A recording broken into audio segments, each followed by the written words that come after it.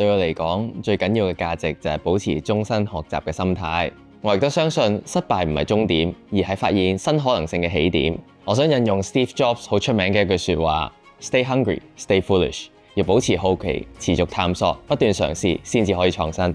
評審委員會非常欣賞 Horace 勇於創新、敢於實踐嘅精神，利用工程技術去解決行業嘅實際需要，推動物流業邁向更智能、更安全嘅未來。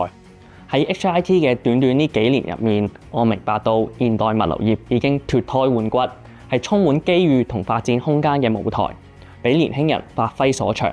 所以希望更加多對科技、管理、未來充滿憧憬嘅年輕人加入我哋物流行業。我哋嘅工作唔單止係處理貨物，更係聯繫世界，推動香港經濟發展嘅重要一環。Sky 年紀輕輕，佢已經展示出對物流業嘅熱誠同埋卓越潛力，係推動香港物流業邁向智慧化同可持續發展嘅重要力量。對我而言，呢份榮譽唔只係專業嘅肯定，仲係一份託付，提醒我要以更高嘅標準回應行業、客戶同社會嘅信任。我嘅理念好簡單，以安全為本，以專業立身，以創新驅動，以誠相待。無論外圍點變，初心唔變。做好每一個細節，要做得到，亦要做得好。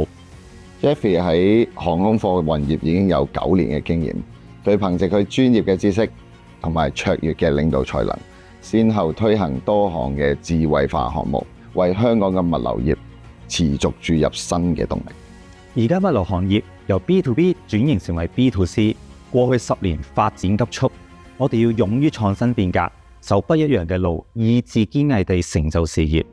林則徐嘅名句「海島無邊天作岸，山登絕頂我為峰」，香港嘅年輕人要有出去闖天下嘅勇氣，咁先至會百煉成鋼，以壯志凌雲嘅意志去工作，以笑傲江湖嘅心態去面對逆境。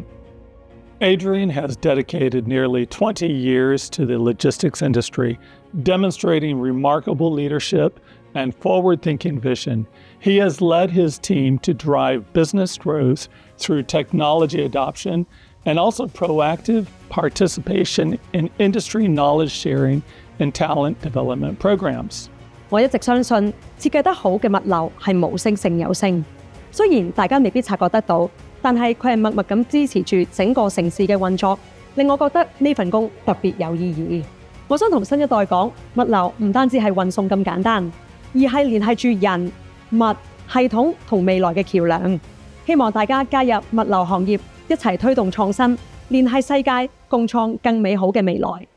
評審委員會非常欣賞 Karen 勇於突破傳統框架，將工程技術應用到跨界別領域，推動到各行業邁進智慧化發展。